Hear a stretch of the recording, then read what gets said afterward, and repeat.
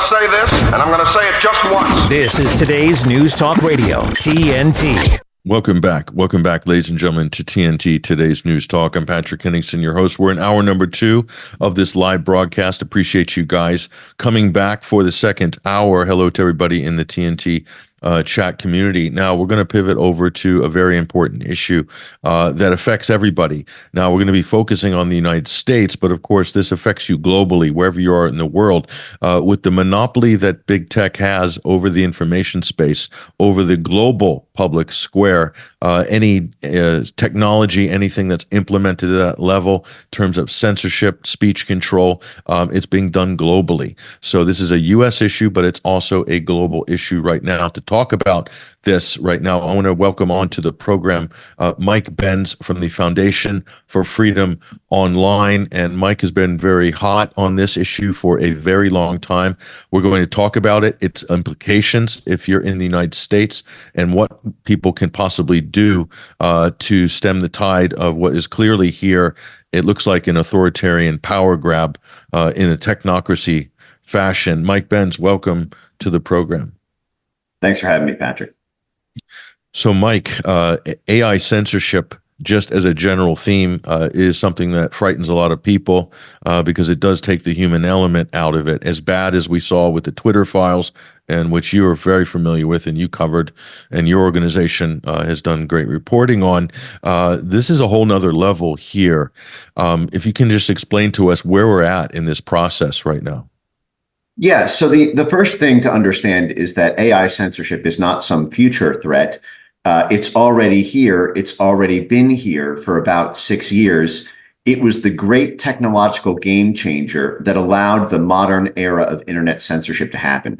See, before 2016, if political elites wanted to kill a narrative online that was trending or a political movement that they opposed, they would have to hire armies of manual censors and there was not enough to keep up with the evolutionary arms race of the popular political support for narratives they tried to get rid of. So, for example, in YouTube, immediately after the 2016 election, they hired 10,000 new content moderators. It wasn't enough. So they hired another 10,000 new content moderators. It wasn't enough.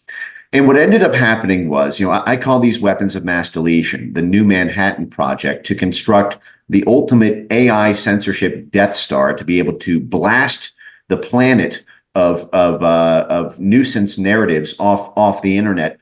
And this technology was initially created by DARPA.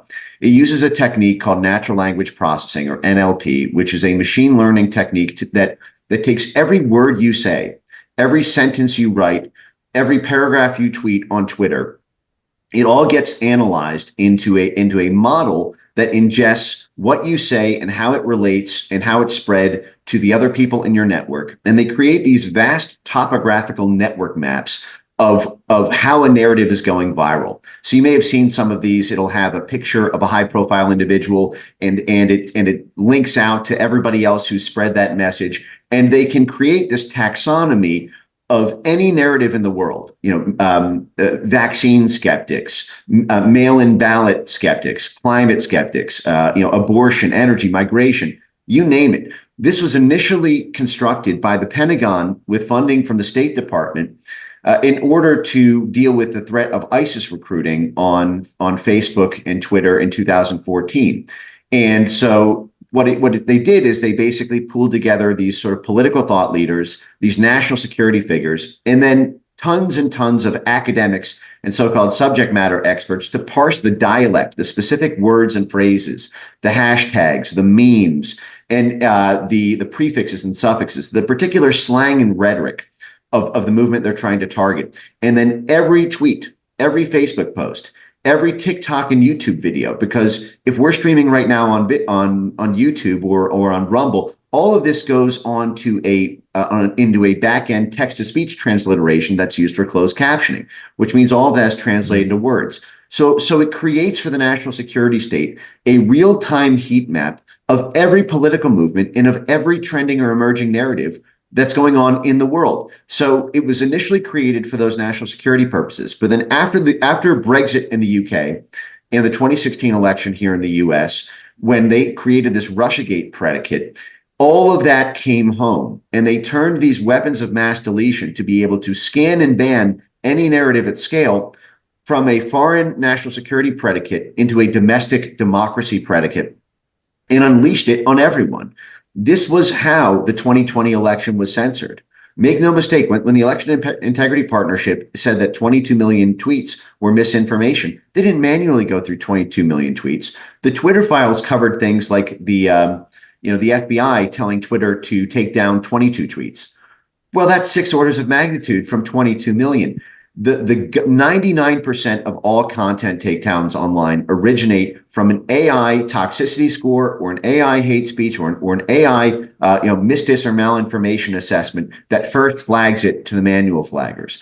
And in most cases, manual flaggers have nothing to do with it if the confidence interval in the AI is high enough. And so this is not only used domestically at home to control our own internal affairs. Again, it was rolled out for the 2020 election. It was rolled out for COVID. The Department of Homeland Security began using it for things like misinformation about illegal migration or irregular migration, and for climate change. But the State Department is now using this. And when I say State Department, that means the National Endowment for Democracy. That means USAID. That means our whole NGO swarm of CIA cutouts is now using this to rig every political election around the world. That is this nexus between the State Department and our tech companies and the regional desks at the State Department, who are concerned with picking winners and losers in every election of significance on this planet. They perceive these AI censorship superweapons as being the El Dorado gold mine to be able to stop political opposition everywhere around the world. So it went from being this thing that was a pet project of DARPA to being rolled out domestically, to being this billion-dollar industry for who can create the best artificial AI-powered censorship superweapon. And I'm overwhelmed with joy that finally Congress is seeing the importance of this issue. Where is Congress on this right now? What is the level of awareness on Capitol Hill? I know we do have some proactive people in Congress that tend to recognize the importance of some of these emerging issues, but what sort of numbers are we talking about here? Or is this really just a loud minority that's keeping this issue elevated? It's a loud minority for now, and where they are on it is still very, very basic, because the rabbit hole goes so deep on this.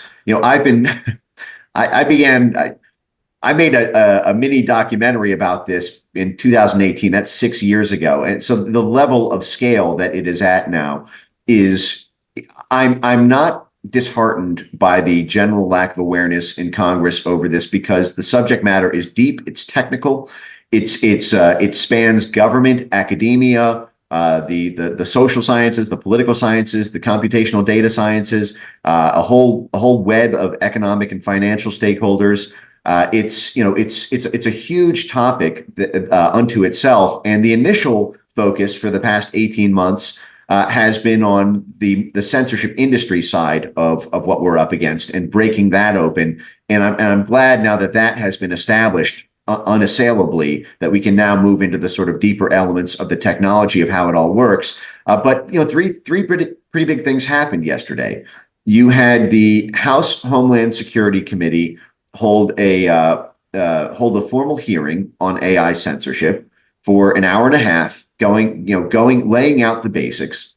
You had the Jim Jordan, the guy who was almost Speaker of the House, and who's probably number 2 in terms of the power structure of the House GOP. He's the chair of the House Judiciary Committee, and the subcommittee of that, the Weaponization Committee, published an 80-page report on the National Science Foundation's role in funding the AI censorship superweapons, which is a story I'm proud to say that I broke about 18 months ago, and I'm happy to see this now getting congressional attention. And in addition to that, Congress also filed a subpoena against the National Science Foundation for all of their records, emails, and communications about everything that touches their funding of domestic censorship superweapons. Now, what's really important about the National Science Foundation role here is this was a very difficult task for me personally over the past 2 years, which is that people are used to seeing the FBI. People are used to seeing, the State Department or Pentagon malfeasance, or the CIA or the Department of Homeland Security. But when you say National Science Foundation, people say, well, how bad could it really be? The National Science Foundation? Well, so the role of the U.S. government in the censorship industry is they have something they call the whole of government, a whole society, whole of government structure. Whole of society folds in the private sector companies, the censorship mercenary firms, the universities, and media and fact checking. But whole of government means every government agency now has to lend its own resources into this censorship, whole of government model. And so the FBI will do things like tell the platforms to take down particular posts, and DHS will coordinate on censorship policy with Twitter and Facebook and YouTube. But National Science Foundation provides the funding. You see, the National Science Foundation is not the civilian arm that it holds itself out as. It's basically the civilian arm of the Pentagon. Just like the internet itself started as a Pentagon project and then was handed over to the National Science Foundation in order to have a sort of civilian front to interface with the commercial and informational and political aspects of the internet. Behind it was the Pentagon the whole time. It's the same thing here with the censorship industry. And the National Science Foundation is a $10 billion pot of gold that props up our entire university ecosystem in the US. Let me make this clear. We do not have a private sector free market education system in this country. That is the pretty little face that we hold up to make it look like free enterprise. The number one funder of all higher education research in this country is not the tuition payments. It's not independent donors and nonprofits. It is the U.S. federal government through a little thing called the National Science Foundation. And the National Science Foundation, after the 2020 election, decided that censorship was science, that in order to preserve democracy, in order to preserve the political hegemony of the political forces designed to stop any sort of populist reform in this country, they decided that we needed to supercharge, we need to turbo fund the science of censorship in order to stop the rise of political populism. And so tens of millions of dollars began flowing to these censorship mercenary firms, and that's the capacity that props up the industry. So Congress is now finally, after all these years, over the target of the Achilles heel of the censorship industry, and it's going to be a long fight from here, but I'm glad the fight has started. Now, I want to back up a couple of things that you said, just to validate some of the points that you made. Those heat maps you're talking about are very real, tracking dissenting speech online. They did this under the guise of tracking disinformation or misinformation. I was featured in some of those initial heat maps at the University of Washington. Kate Starbird is one of the operatives who run that program.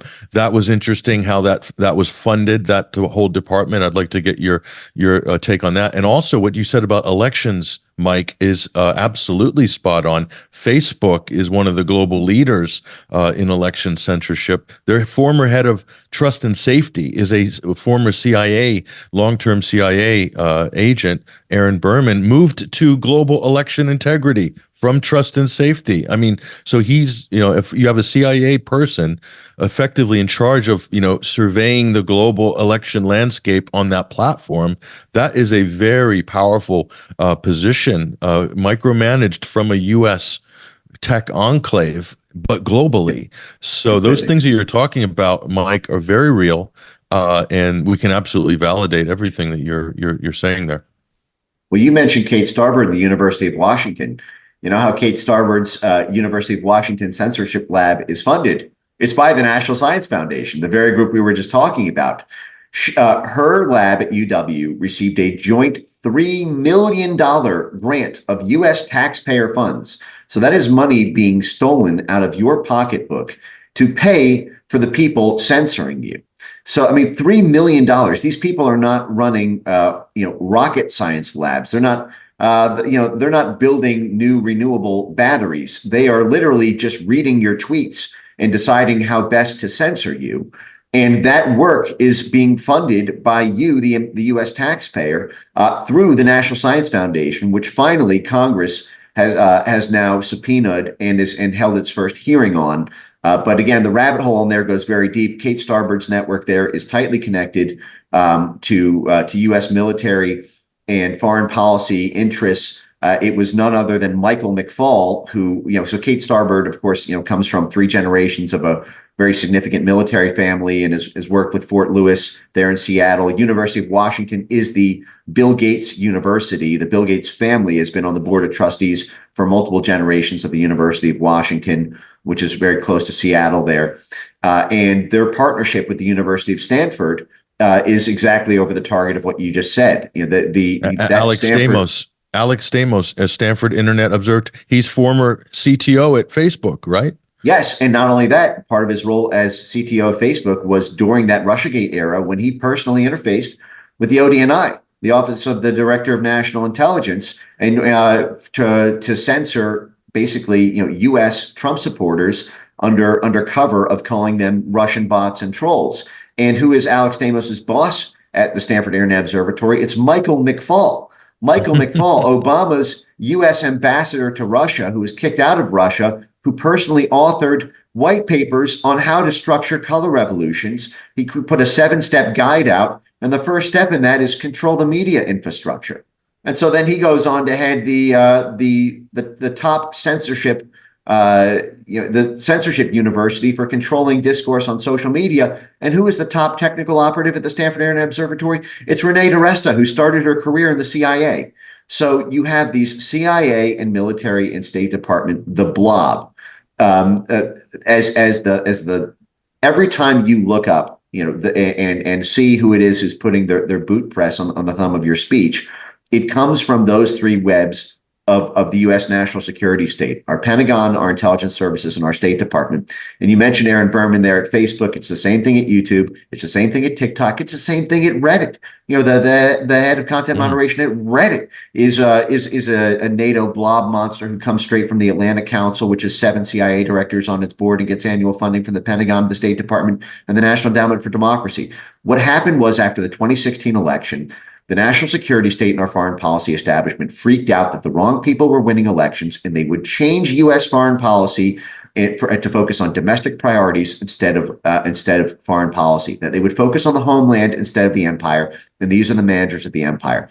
And so they said, we have lost our capacity that we used to have in the analog media ecosystem to be able to control bad news stories, to be able to put bumper cars on democracy so the wrong people didn't win elections.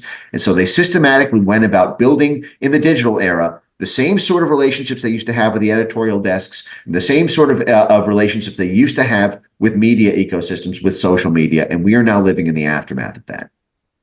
So they launder this through the facade of academia to give it some legitimacy, like you said very accurately, I think, is make it seem scientific, make the Glyphy and all these various open API things they use to scrape data down and create these models of disinformation and things like that. NewsGuard is another one, by the way. I think they're very much tied in with the intelligence apparatus there, but totally. It's to give the facade that there's some kind of good work going on here that's very good for society. But what you're saying, Mike, is that all of this is just an extension of the military industrial complex, the intelligence military industrial complex. It's really just an extension of that, and they've completely weaponized it now, so much so at scale that it can be deployed domestically and internationally with lightning speed. Yeah, no, that's exactly right. The analogy that I say here is, this is exactly how intelligence operations are classically structured. When the CIA got busted during Iran-Contra running illegal narcotics from South America into Miami in order to fund a proxy war in Nicaragua, they didn't have CIA agents wearing with W-2 badges, and saying, "Hi, my name is Edward. I work for the CIA." Running the narcotics in. They used front companies like speedboat companies and shrimping companies to run that in. We set up an elaborate web of offshore banks through the Cayman Islands, or BVI, or BCCI back in the 1990s. And we put together a web of foundations and nonprofits, of academia cutouts. You can go on my Twitter right now at Mike Ben Cyber, and if you just type in my handle and look up academia, the keyword academia, you'll see all the times in the past that the CIA has consistently used university centers as a front for intelligence work. And as well as how the structuring of all this is classically done. It fits that to the T. So it's not just the same playbook. It's literally the same players. It is incredibly disturbing as well how much money also is being allocated to all of this.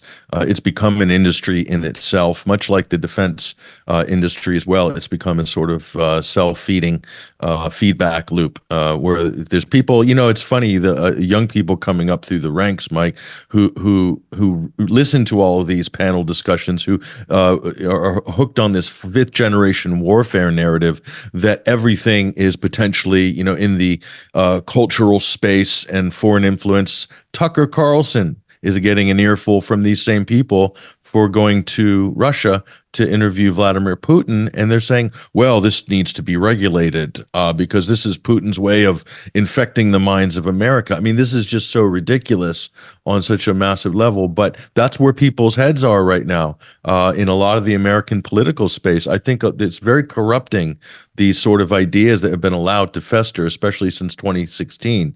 And we're getting to see the result of this, is there can be a new generation of people who are buying into this.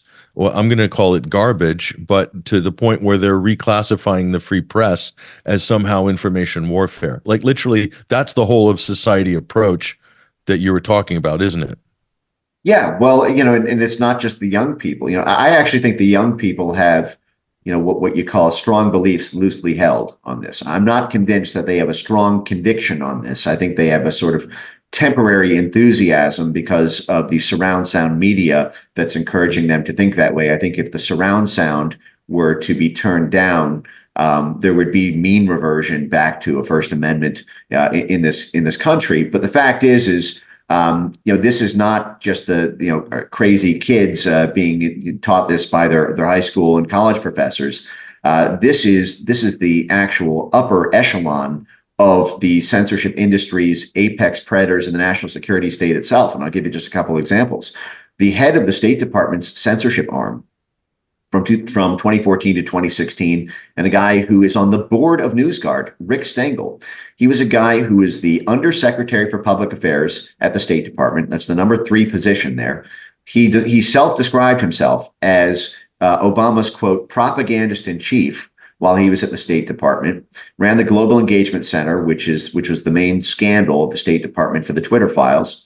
And he was the former managing editor of Time magazine and described himself as a free speech maximalist. He testified that his job at State while he was working for the Obama administration was to export the First Amendment around the globe. And then 2 years later, Donald Trump wins the 2016 election, powered by free speech on social media. And Rick Stengel does the world's most gruesome 180 you've ever seen. He published an op-ed in the Washington Post calling for an end to the First Amendment, and then followed up with an entire book about why the First Amendment needs to be done away with because social media results in the wrong people getting elected. And that guy, again, is now on the board of NewsGuard, the censorship sentinel that we've covered previously with the head of the CIA, head of the NSA, 4-star general, head of DHS, head of the State Department censorship cell, and the head of NATO, all on the board of this major censorship sentinel.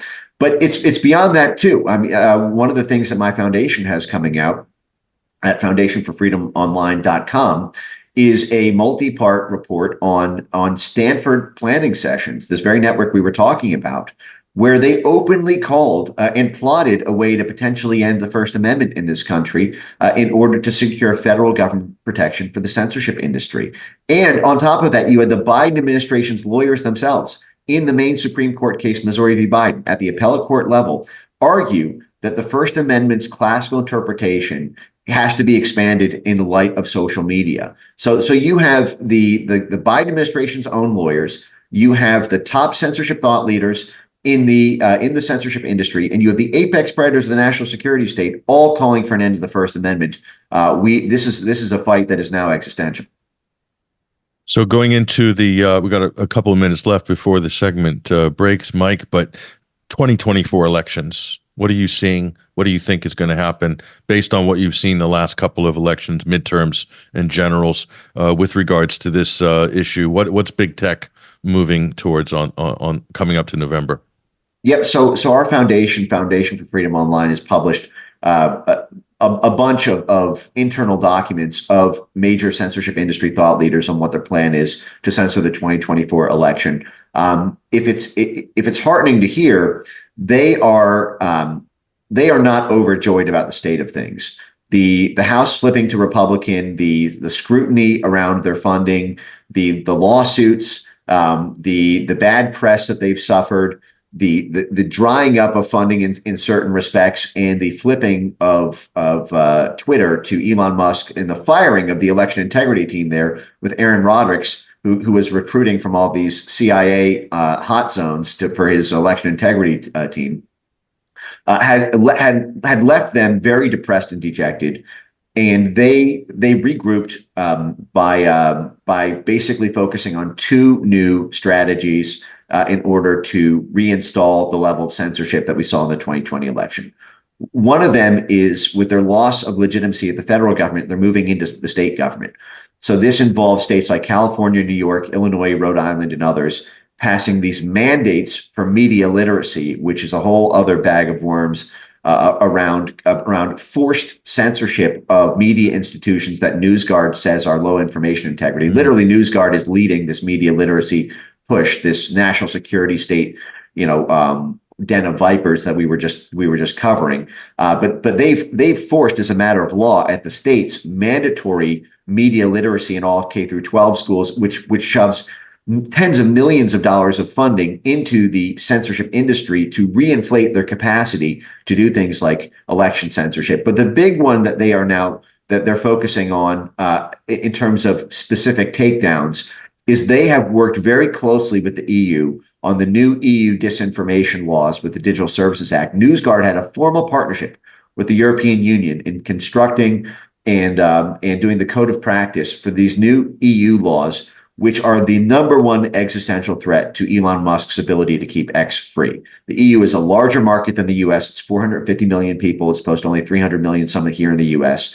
And if they get kicked out of the EU, that is existential to Twitter's ability to hold itself out as a global speech platform. It would be completely devastating, and it would shift all the leverage to places like Threads, the Facebook CIA intermediated Twitter alternative, and to other social media platforms like YouTube that X is now competing with on video. So they need to stay in the European market. And this new law compels them to censor what the EU deems disinformation, or else give the EU 6% of global annual revenue, which is, an unbelievable proportion. It may even be higher than the proportions of the profit margin of Twitter itself. So it's either bankrupt or go bankrupt, like lose your global market, or turn yourself over to the CIA and MI6 and Brussels NATO censorship mechanism.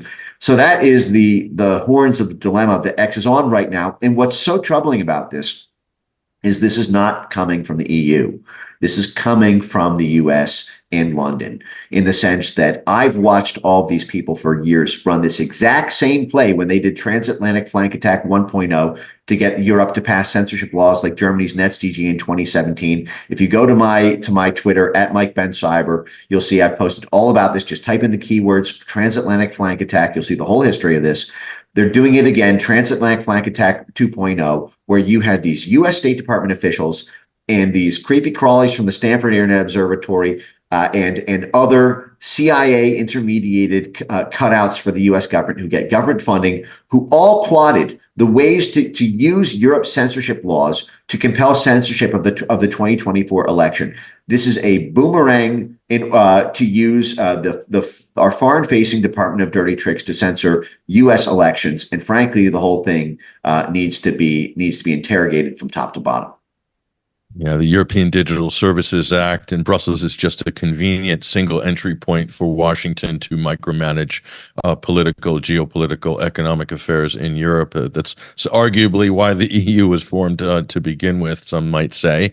But Mike Benz, foundationforfreedomonline.com, we really appreciate you joining us and raising awareness on these important issues here on TNT, today's News Talk. Thank you, Patrick.